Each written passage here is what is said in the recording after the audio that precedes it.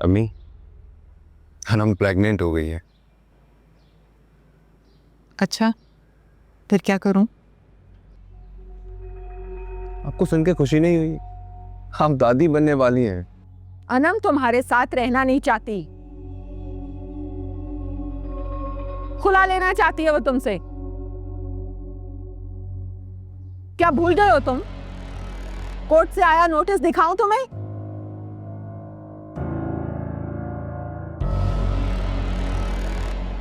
मैं अनम की नहीं, अपने होने वाले बच्चे की बात कर। बच्चा जब खैर से दुनिया में आएगा ना, तो मना लेंगे खुशियां भी।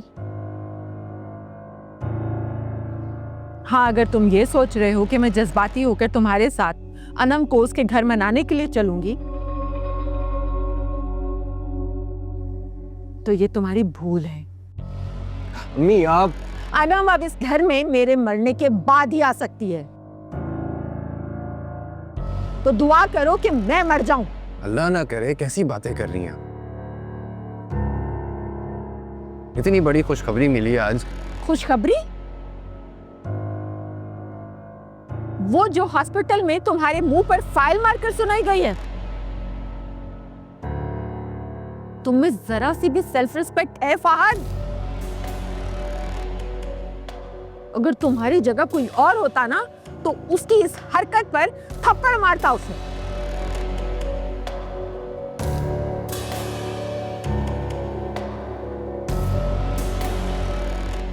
आप क्या चाहती हैं? हाथ उठाऊं मैं अनम पे? मगर आपने तो मेरी ऐसी तरबियत नहीं की है ना। आपने तो मुझे यही सबक दिया कि औरत की इज्जत करो। औरत अगर सरकश हो जाए ना, तो उसका दिमाग दुरुस्त करने के लिए उस पर थोड़ी सी सख्ती करना जरूरी होता है। मगर तुमने तो उसे ढील दे दी है। तुम्हारे हाथ से अब वो निकल चुकी है। अम्मी आप क्या चाहती हैं? आप मुसलसल अनम के लिए अपने ग्रजेस शो कर रही हैं। फहद, अम्मी क्या आपको मुझसे कोई हमदर्दी नहीं है? मेरे इमोशंस, मेरी फीलिंग्स की कोई परवाह नहीं है आपको? मुझे तुम्हारी परवाह है। अगर तुम्हें यह लगता है कि मुझे अनम से कोई इख्तलाफ है, तो फिर मैं अनम से तुम्हारी कभी शादी ही नहीं करती। इस घर से अनम को निकालना मेरे लिए कोई मुश्किल नहीं था। मुझे अनम पर गुस्सा है, क्योंकि उसने तुम्हारे साथ ज्यादती की है।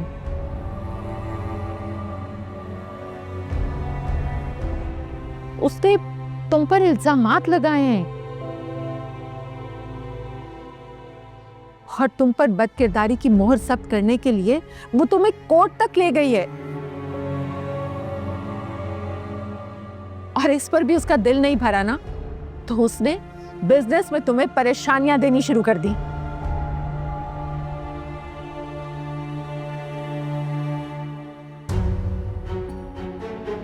आपको किसने बताया ये सब?